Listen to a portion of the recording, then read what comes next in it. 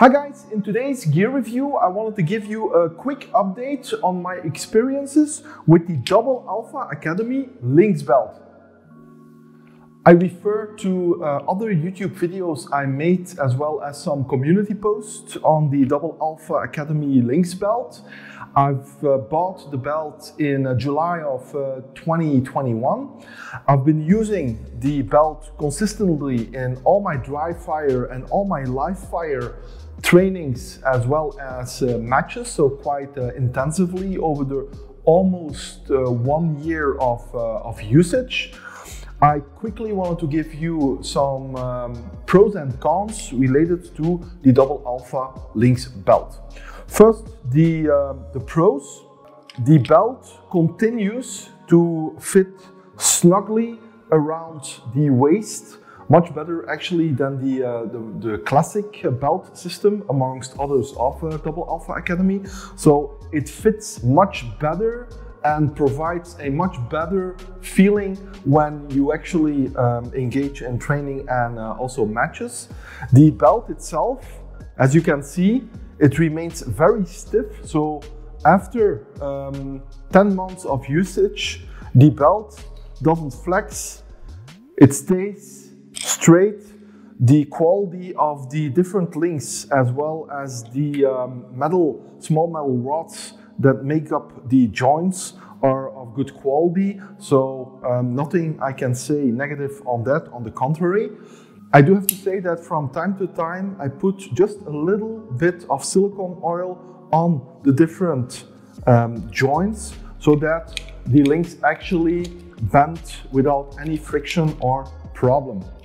Initially I had issues with both the holster as well as the pouches and the magnets, because I actually placed them on the links themselves and not on the joints.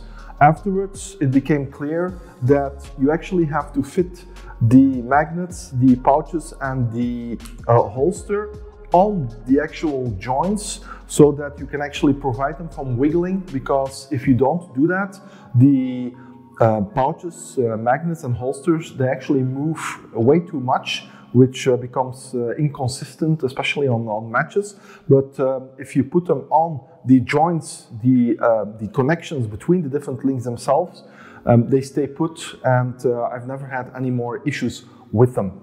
I'm currently also experimenting with the CR Speed Ultra holster, and I'm switching in between the Alpha X from Double Alpha and the CR Speed Ultra holster, just to see in the long term which carries my preference and which I like the most. So I switch every so often, especially on trainings, never on matches, to see what fits me best.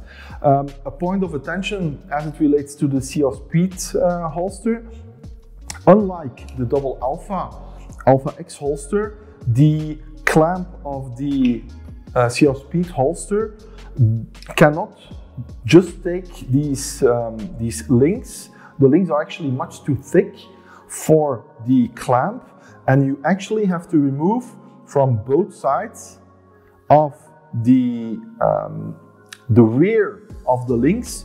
You have to take and Dremel away approximately almost 2 millimeters of material so that the links actually pass through the clamp and fit snugly so it doesn't move. And what I do is I switch the actual links.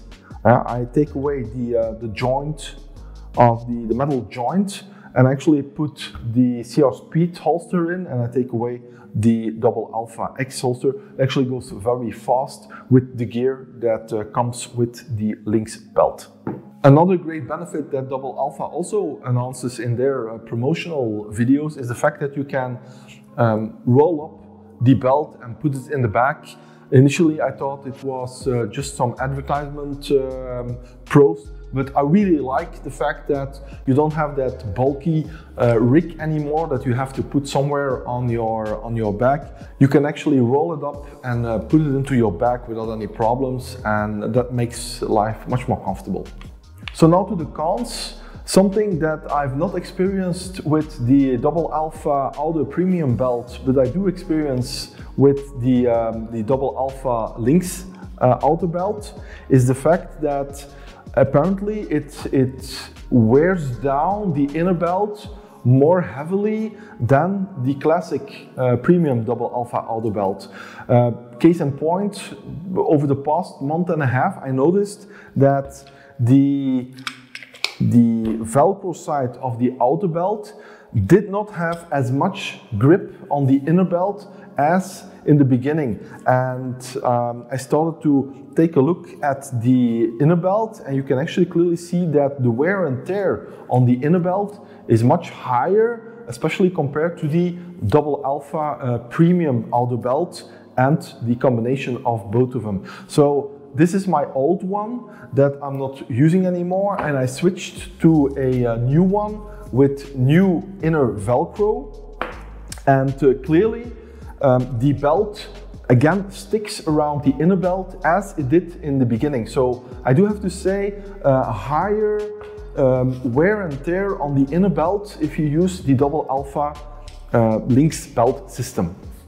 Something that I obviously did not experience myself, but I've heard firsthand from my female competitive shooters that are actually also using the double alpha Lynx belt system, is that it fits snug, but at certain points around the hips, it makes them feel uncomfortable. It's not that the belt really hurts, but they claim that compared to the Double Alpha Academy premium belt, that it's not as comfortable as the premium belt itself. So again, something to bear in mind.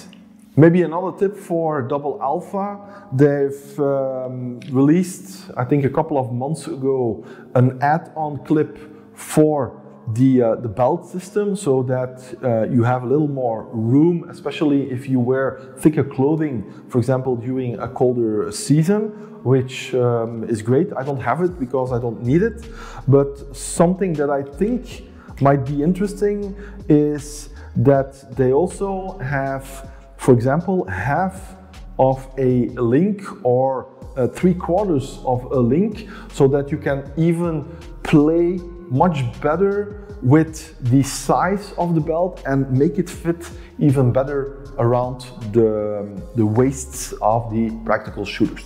So as a conclusion, I'm still very happy with the Double Alpha Academy Lynx belt system. Actually so much that I've bought another one specifically for my PCC Rig with different color setting. So I'm actually very pleased. I'm not going to switch to the Double Alpha Classic premium system again.